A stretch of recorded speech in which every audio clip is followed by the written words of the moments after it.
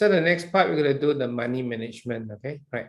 So when we talk about saving, it's talking about money management. Okay, how you manage your money. Okay, right. This is not about income earning yet. This is about managing it. Okay, right.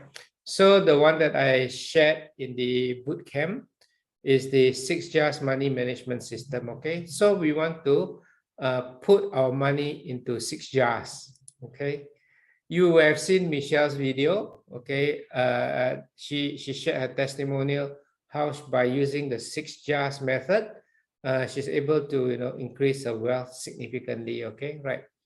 I'm just going to summarize the execution part about money management. When I attended T. Harv Eker's Millionaire MMI Millionaire Mind Intensive, is a 3-day boot camp. Okay, I learned this from him, and I started implementing this the minute I learned it. What are the 6 jars? Okay, all right. So the first jar is called FFA, Financial Freedom. A stands for account. Okay, so whatever you earn, you put 10% into building a financial freedom. Okay, right. So this is about building wealth and financial freedom. It is, you invest into money generating assets. You can use this money to buy property, to buy stocks, to invest in mutual funds. So it's all about investments, right? It must never be spent. So the starting point is 10%, okay? Second one is your long-term savings for spending, okay? So you need to save money for future expenses. Okay, so these are the bigger things, to buy a house, to buy a new car, children education. Children is expensive, isn't it? Okay. If you want to go for a nice family vacation, you don't just simply tap into your savings. Yeah, you put aside 10%. This is the long-term savings for major expenses, right? And then this is also your emergency money, okay? Right, if you got debts, you use this 10% and pay off your debts first. So instead of buying a car, you pay off your debt. Instead of going on a holiday, you pay your debt, okay? So this is just about focusing about getting us in the right position where we can increase our wealth, okay? So this is your LTSS, okay? And in case of any emergency, we use the money from here. Never ever touch your FFA, only touch your LTSS, okay, right? Third one is your education jar, and it's 10%, okay? So this is for books, CDs, DVDs, seminars, workshops. Okay, this is all the learning, okay? So you need to learn new skills, and this is also investing into your future, right? And one of the best investments I made is on my own personal development, because remember, you are the goose that lay the golden eggs. The more fertile, the more healthy the goose is, the bigger the eggs, isn't it? Right. So, this is one area that we cannot skim on, right?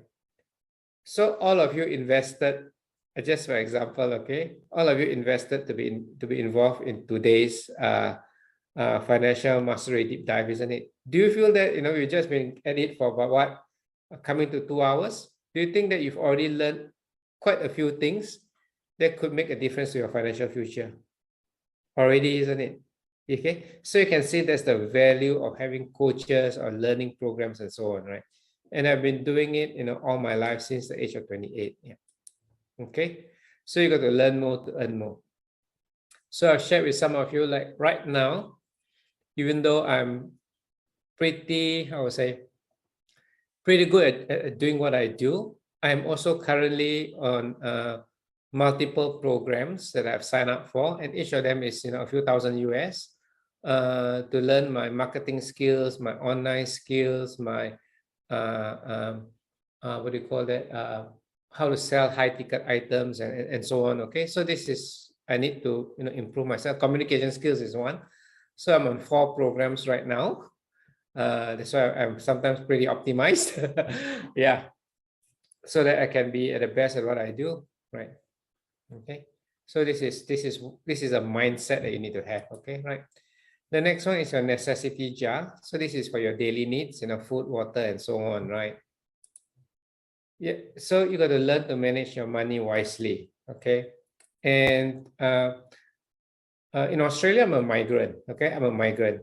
And when I first moved over to Australia, let me phrase it correctly. If I were to compare the power, the currency power, something that will cost me, let's say $10 in Malaysia, would cost 10 Malaysian dollars, would cost 10 Aussie dollars. Correct? So the cost of living is more or less the same, $1 for $1, right? However, when I bring my Malaysian ringgit into Australia, it gets divided by, during that time it was 3. So for every $3 Malaysia, it only get converted to $1 Australia. So my cost of living becomes 3 times more expensive. Are you all getting the picture? You're making sense, right? Okay. So therefore, as a migrant living in Australia, when I go to a supermarket and I look at the meat section, I'll look for instant discount. Like the expiry date is tomorrow, and they have 20% markdown on the meat. I'll buy those. Why? Because I'm going to cook it today. It makes no difference, right? Whereas I notice, some of the locals, they're very different. They just go and just pick without being very conscious about the price. So I've learned over the years to be very conscious on how I manage my money. In Australia, we've got Aldi, okay, versus the Woolworth and the Coles. So if you're to buy from Aldi, which is a German brand, is it? Yeah. You go to Aldi and you buy your supplies from there. Same quality food, but usually about 10 to 20% cheaper. You do not have got to buy the first grade apple because they are about $5 a kilo. Let's say, we've gone up, let's say $5 a kilo. You could go to Spark Shed, where they sell you the second. It's the same apple, but it's got a dot on it, a little black dot on it. So it's not beautiful, but it's still an apple. And that's for about $2, $2.50 a kilo, right? So you're still having the same quality ingredients, but just because there's a little damage mark or weather mark on them, they're selling it at some of the markets a bit cheaper because it doesn't have to be visually that good. It's not the premium grade, but it's just as good. It's just 1 grade lower. Okay, so this is where I learned how to buy. Those of us from the US, you can go to Costco and you do bulk buys, because when you buy in bulk, things that you normally eat, like Asians, we eat a lot of rice, you don't go to buy the 1 kilo bag, you buy the 10 kilo bag, right? You buy in bulk, you save, So this is the consciousness that, if you are in a position where you're trying to accumulate your wealth, you want to have as much things as possible to be able to invest. So I'm not saying that you eat less, you're still going to feed yourself and your family well, but there are more smarter or more intelligent options. Is this making sense? Yeah. Okay, right. You eat out less, you cook more. Okay, so learn to manage your money wisely. Okay, so make more money is the key thing, and simplify your life.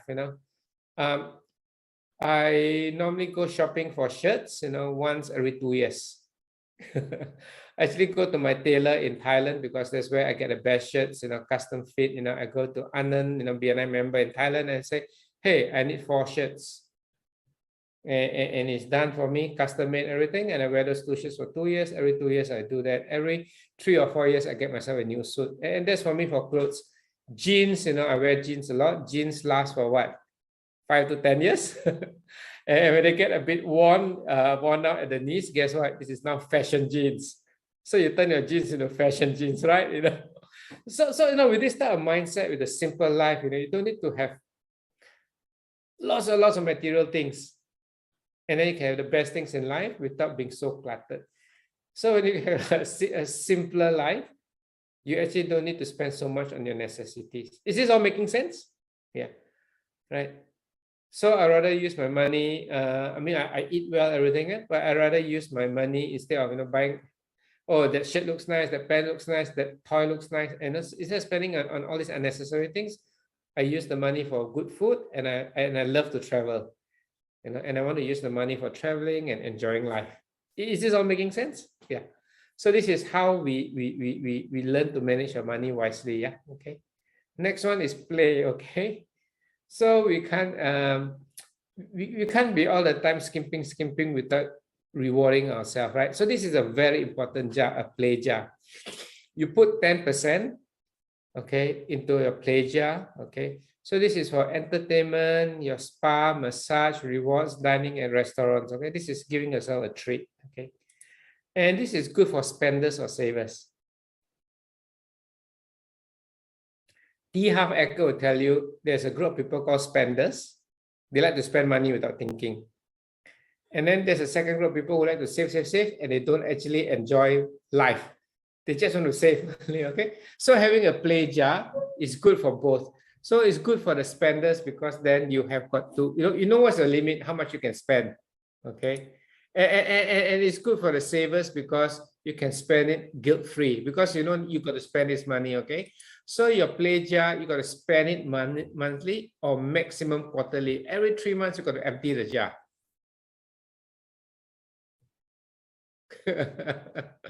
Yeah, I'm very happy because I'm a spender, you know, on education things, and my wife is a saver. So we got a play jar, and yeah, we know how to enjoy life within the budget. Okay, right. Okay, so the next one is give. Okay, so many religions actually have got this concept called dana, charity, or tithing. Okay, right. So I know 5% is small, okay? There are some religions that say you got to give 10% as tithing, okay? So if you need to adjust 10%, then take that 5% out of your necessity jar, okay? Right, okay? Right. So, you know, 5% you give to charity, family, aids, religious. You know, like for me, there are many causes that I support, okay? BNI Foundation being one of them, okay? Why is this important? You know, some people would think, oh, I don't have enough money for myself. Why have I got to give to other people? And this is where Kang Wei is going to come in. And Kang Wei is going to talk to you about the law of attraction, the law of abundance, isn't it? So you want to develop the abundance mindset. You know, if you think that always got not enough, not enough, not enough, you'll never be enough. You know, but when your mindset is that I've got very little, but I got enough to give, okay? So those of you may have heard me talk about Project Starfish, okay? I started Project Starfish as a foundation in the Philippines. And this is for, you know, the idea behind Project Starfish is this, okay? How many of us, okay, just a quick, how many of us have heard about the Starfish story?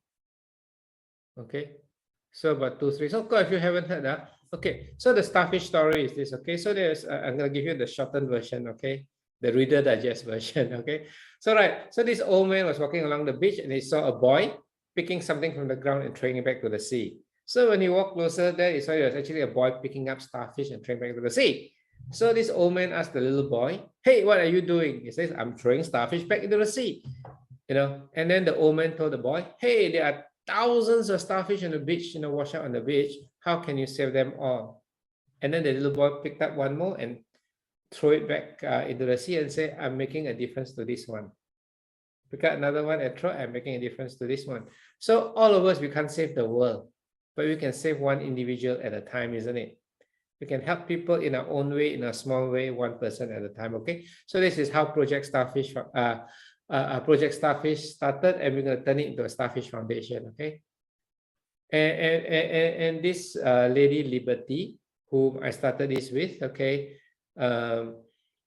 she's one person that she used to work for me in BNI Philippines, okay, and it's amazing, you know. So every time I go to the Philippines, she will be the one that, you know, take me out for dinner, okay. And then of course I treat, you know, and then I notice, you know, every time we walk past under the bridge in the Philippines, is a poor country, there'll always be a mother with a child trying to sell tissue papers, chewing gum, you know, little sweets, just to earn the extra peso to feed that. And I know she's got limited resources, but she always take out 10 peso, 20 peso and give. I've never seen her not give. And there are some times where she only got, you know, like a limited amount of money in the wallet and she gives half away. So this is one thing I observe about her, you know, the mindset of abundance. And that's how, you know, I want her to start with me Project Starfish, you know. So Project Starfish is all about not big money, big funding. It's all about the people with limited resources being able to be involved to help other people, one person at a time, right? So one of the simple projects that we had, just a birthday, is just to go to a place and give exercise books and pencils to school, to kids, so that they can study. A pencil and an exercise book doesn't cost much, isn't it? But it makes a difference to them, So these little things, right? Okay. So the idea behind this tithing idea is that no matter how little we have, if we put aside something and we give, they give us the abundance mindset and we will attract abundance in our life. Okay. And Liberty doing that, she has actually attracted a lot of abundance into her life. Yeah. People just want to support her because she's out there always supporting people. So when we had had a typhoon in Cebu last year, Cebu, Philippines last year, she has even got connections for the Philippine Air Force to airlift all the water, all the food that we collected in Manila and fly to Cebu. Okay, so everything was done for free. It's just she was attracting the right people, and that's it. Amazing. I've seen this work really, really amazingly. Okay, right. Okay, so that's the so you feel good about yourself. Okay. Oops, this. Okay, so this is the gift jar. So this is the 6 jars, and you should have actually 6 jars, physical jars that you can start putting in money. Okay, sometimes you come back and we got spare change. Okay, and we don't know what to do with it. Okay, so you should just throw it into your FFA or your LTSS or your education. Okay, you can put into any of these jars. At the same time, you also need to have 6 savings accounts. So this is the challenging one. You can have your main savings account, and then normally most banks will give you sub accounts, and then you open up separate. Don't lump it all into one account and think you can sort it out. It doesn't work that way.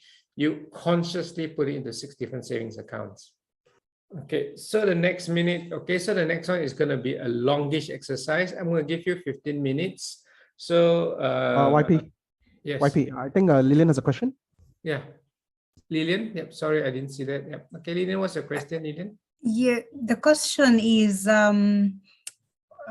sometimes I also do financial literacy things, and the challenge people ask when they come is, how do you apply these percentages on your gross salary or on your net salary?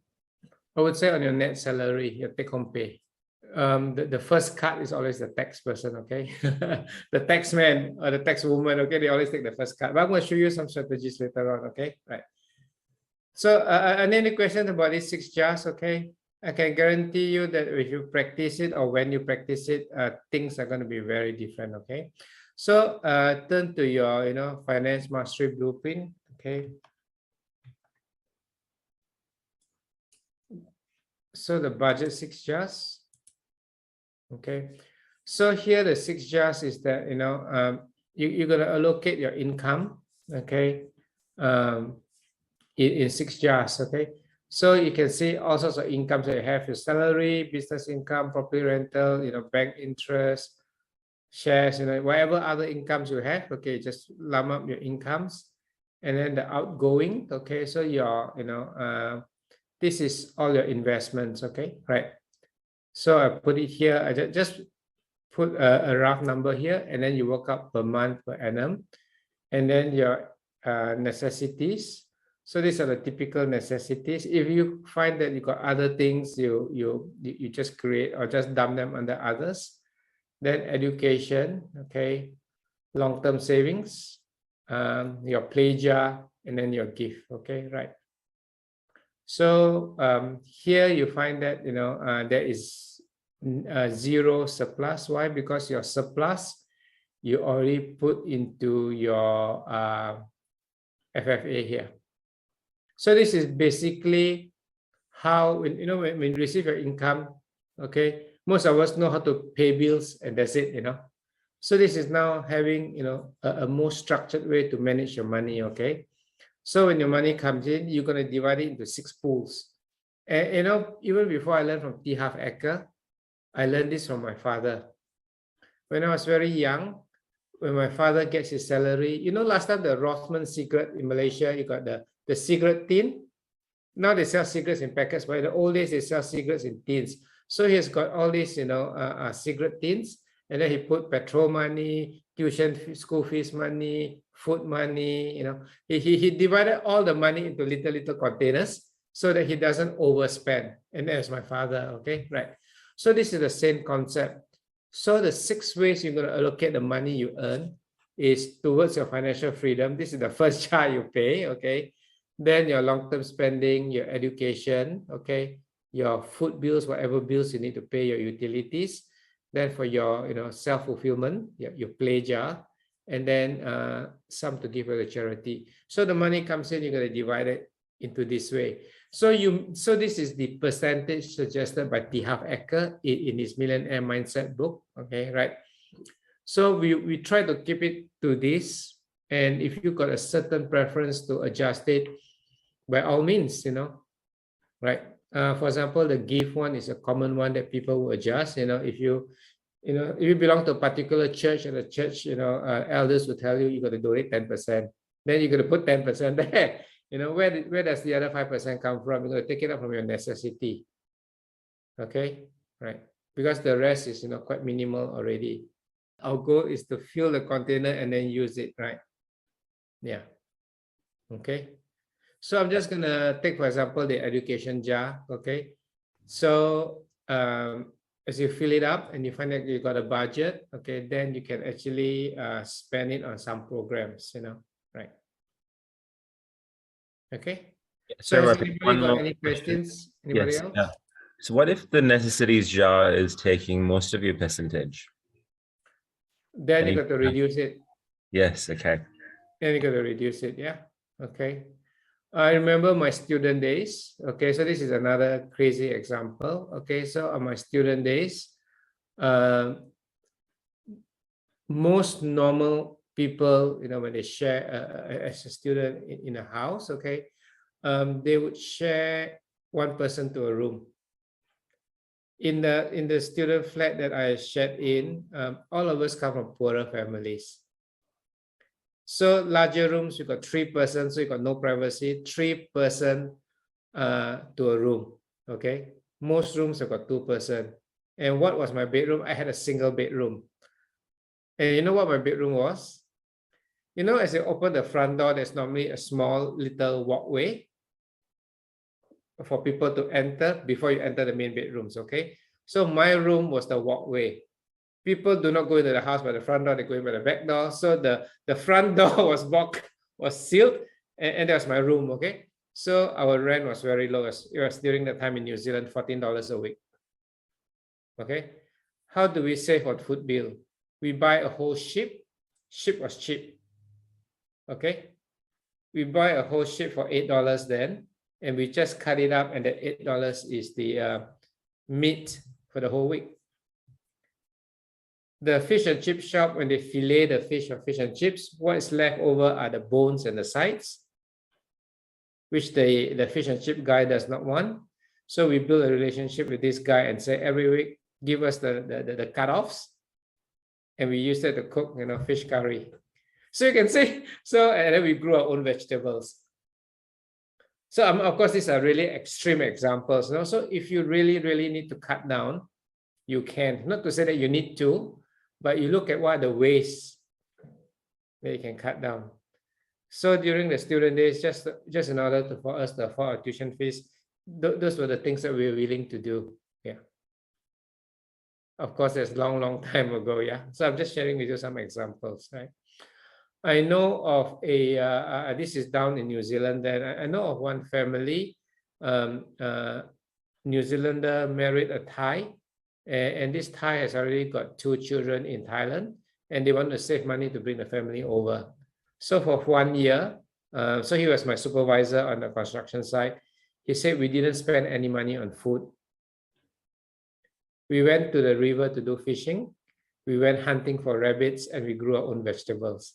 And that's how they save enough money to bring the family over. So when your why is strong, when your why is strong, you're able to find solutions.